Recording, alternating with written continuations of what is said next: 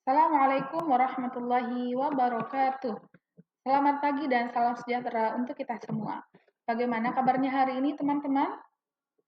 Semoga teman-teman selalu dalam keadaan sehat dan selalu semangat dalam belajar.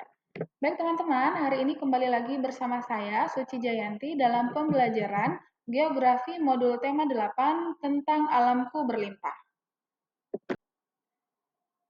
Baik teman-teman, sebelum memulai pembelajaran, marilah kita awali dulu dengan membaca doa sesuai dengan kepercayaannya masing-masing.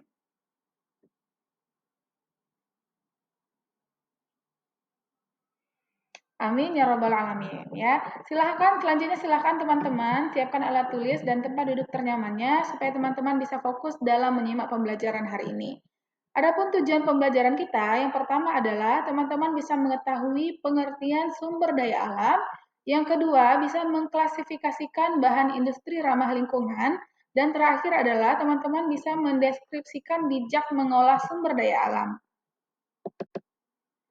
Pengertian sumber daya alam.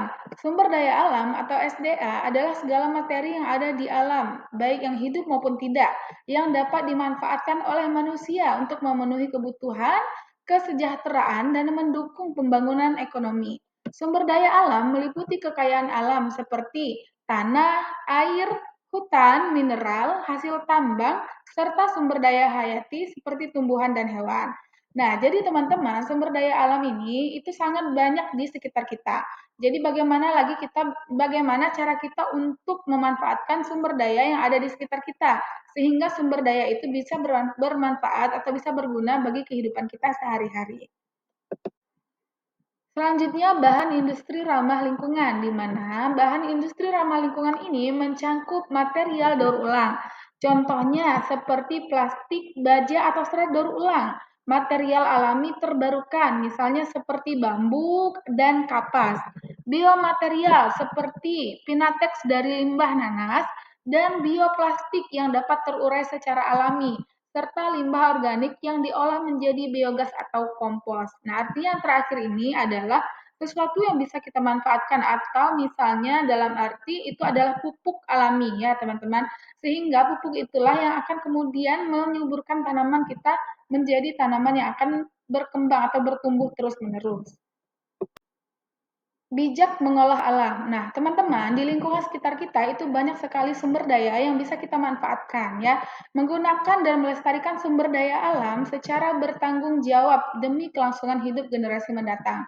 Namun, kita perlu mengolahnya dengan cara yang bijak agar sumber daya alam yang kita kelola itu bisa bermanfaat untuk generasi kita maupun generasi setelahnya.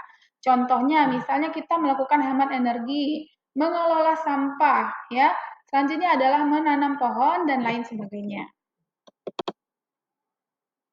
Baik teman-teman, itulah pembelajaran kita hari ini. Adapun yang bisa kita tarik kesimpulannya atau rangkumannya adalah sumber daya alam merupakan kekayaan penting yang harus dijaga. Indonesia kaya akan sumber daya alam hayati dan non-hayati. Pemanfaatan sumber daya alam harus memperhatikan kelestariannya ya. Dalam artian kita harus memanfaatkannya dengan baik, dengan bijak agar tidak merusak lingkungan yang ada di sekitar kita. Energi baru dan terbarukan adalah masa depan. Masa depan itu dalam artian bukan hanya untuk kita saja, tapi bagaimana generasi setelahnya juga bisa menikmati sumber daya alam yang ada di sekitar kita. Dan terakhir adalah pembangunan berkelanjutan menjadi kunci dari kesejahteraan.